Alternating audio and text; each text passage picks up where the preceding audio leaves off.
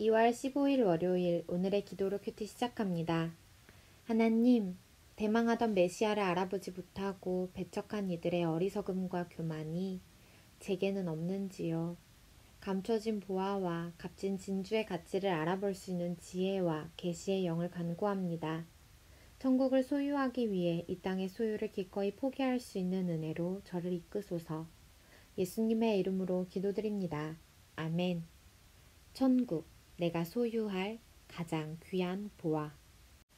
오늘의 찬송, 새 찬송가 491장, 저 높은 곳을 향하여. 찬송의 가사를 함께 읽습니다. 저 높은 곳을 향하여 날마다 나아갑니다. 내 뜻과 정성 모아서 날마다 기도합니다. 내 주여, 내 맘 붙드사 그곳에 있게 하소서. 그곳은 빛과 사랑이 언제나 넘치옵니다. 내 주를 따라 올라가 저 높은 곳에 우뚝 서 영원한 복락 누리며 즐거운 노래 부르리. 내 주여, 내 맘 붙드사 그곳에 있게 하소서. 그곳은 빛과 사랑이 언제나 넘치옵니다. 아멘. 마태복음 13장 44절에서 58절 말씀.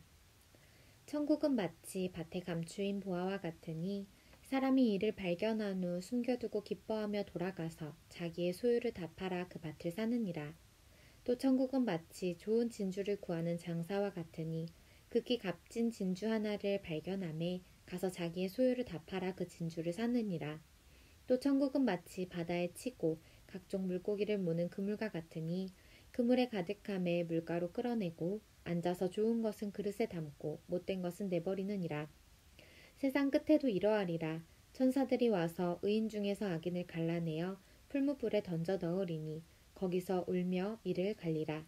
이 모든 것을 깨달았느냐 하시니 대답하되 그러하오이다. 예수께서 이르시되 그러므로 천국의 제자된 서기관마다 마치 새 것과 옛 것을 그 곳간에서 내오는 집주인과 같으니라. 예수께서 이 모든 비유를 마치신 후에 그곳을 떠나서 고향으로 돌아가사 그들의 회당에서 가르치시니 그들이 놀라 이르되 이 사람의 이 지혜와 이런 능력이 어디서 났느냐? 이는 그 목수의 아들이 아니냐? 그 어머니는 마리아, 그 형제들은 야고보, 요셉, 시몬, 유다라 하지 않느냐? 그 누이들은 다 우리와 함께 있지 아니하냐? 그런즉 이 사람의 이 모든 것이 어디서 났느냐 하고 예수를 배척한지라.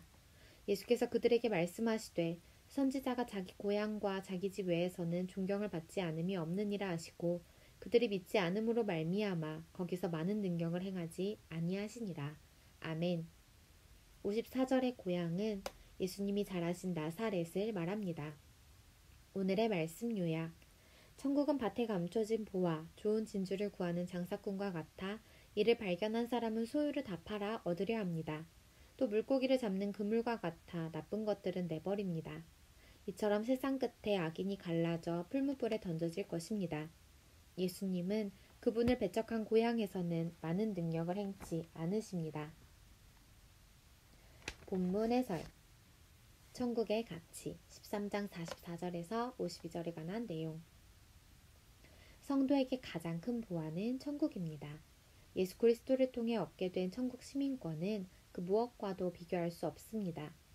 예수님은 이 사실을 밭에 감춰진 보물과 값진 진주 비유로 설명하십니다.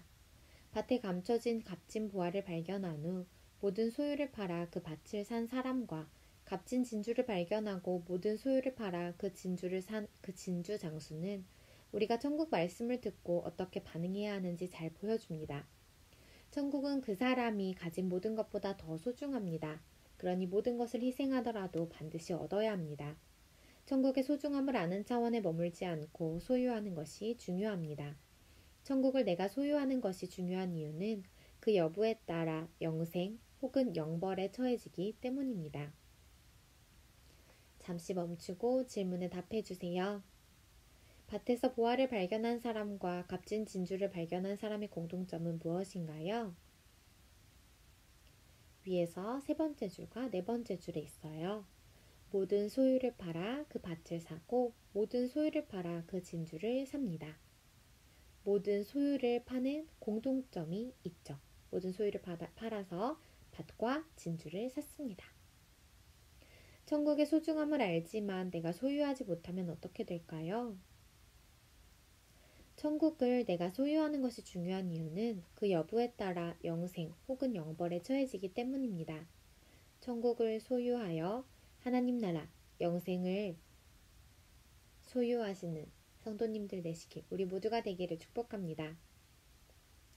배척당하신 예수님 13장 53절에서 58절에 관한 내용. 불신은 무서운 죄입니다. 예수님을 가장 잘 믿을 수 있는 위치에 있던 고향 사람들이 예수님을 배척합니다. 그들은 예수님을 단지 육체의 눈으로 판단합니다. 그들이 가진 선입견은 예수님이 누구신지 볼 수 있는 영적 눈을 멀게 했습니다. 그들에게 예수님은 단지 그 목수의 아들이며 동네에서 함께 자라 그 가족을 다 아는 평범한 청년에 불과했습니다.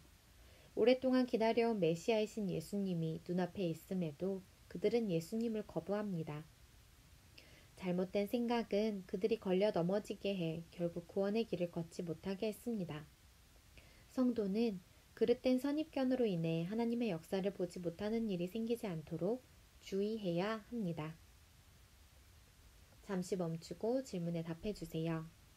고향 사람들이 예수님을 메시아로 받아들이지 못한 이유는 무엇인가요? 위에서 두 번째 줄. 그들은 예수님을 단지 육체의 눈으로 판단합니다.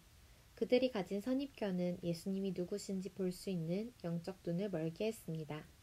그들에게 예수님은 단지 그 목수의 아들이며 동네에서 함께 자라 그 가족을 다 아는 평범한 청년에 불과했습니다. 오랫동안 기다려온 메시아이신 예수님이 눈앞에 있음에도 그들은 예수님을 거부합니다. 바른 믿음 생활을 위해 내가 버릴 선입견이 있다면 무엇이 있을까요? 우리 삶을 돌아보며 이 질문에 답해 봅시다. 묵상 에세이 가장 큰 것을 얻은 삶. 우리 서로 사랑하자. 유기성. 실패를 여러 번 겪으면서 예수님을 만난 한 집사님과 대화를 하며 그분의 고백에 참 많은 은혜를 받았습니다. 재물을 다 잃어버렸을 때는 모든 것을 잃어버린 것 같았습니다. 그런데 이제 보니 세상에서 돈을 잃어버린 것은 가장 작은 것을 잃어버린 것이었어요. 그러고 나서 하나님을 만났는데 그건 가장 큰 것을 얻은 것이었어요. 저는 축복받은 사람입니다. 가장 작은 것을 잃어버리고 가장 큰 것을 얻었으니까요. 하나님의 생명이 없는 사람에게 돈은 가장 크고 하나님은 가장 작게 보입니다. 그러나 성령이 오시고 예수님이 나의 주인 되시면 모든 것이 달라집니다. 하나님이 우리에게 고난의 길을 가라 십자가를 지라 라고 하시는 것은 우리를 힘들게 하시려는 것이 아니라 하나님 나라의 길을 가라고 하시는 것입니다. 문제될 것 없습니다. 그 길을 가고 싶어지니까요. 우리가 할 일은 지금부터 예수님을 왕으로 모시고 사는 것입니다. 세상을 이기는 것은 믿음입니다. 구원은 하나님의 선물입니다. 우리는 그 구원을 감사함으로 받습니다. 승리도 똑같습니다. 세상을 이기는 것도 그저 감사함으로 받으면 됩니다. 영원한 천국 승리를 주실 주님의 약속을 우리는 받아 누리기만 하면 됩니다. 한 절 묵상 마태복음 13장 52절에 관한 묵상. 예수님은 천국에 대해 다각도로 가르쳐 주신 후 제자들에게 천국에 대해 바르게 가르칠 사명을 맡기십니다. 곳간에 먹을 것을 넉넉히 저장해 두고 필요한 사람들에게 내어주는 집주인처럼 제자들도 천국에 대해 알고자 하는 이들에게 풍성히 가르칠 수 있는 서기관이 되어야 합니다.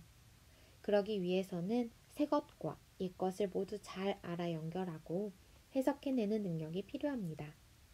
옛 것은 구약 성경을, 새 것은 예수님의 가르침을 의미합니다. 생명을 주시는 예수님을 거절한다면 영원한 죽음 외에 무엇이 남겠는가? 오늘의 기도 드립니다. 하나님, 대망하던 메시아를 알아보지 못하고 배척한 이들의 어리석음과 교만이 제게는 없는지요. 감춰진 보화와 값진 진주의 가치를 알아볼 수 있는 지혜와 계시의 영을 간구합니다.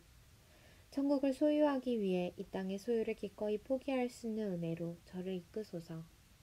예수님의 이름으로 기도드립니다. 아멘. 천국과 하나님께서 주시는 영생을 소유하시는 여러분 우리 모두의 삶이 되기를 간절히 소망합니다. 오늘의 큐티를 마칩니다. 감사합니다.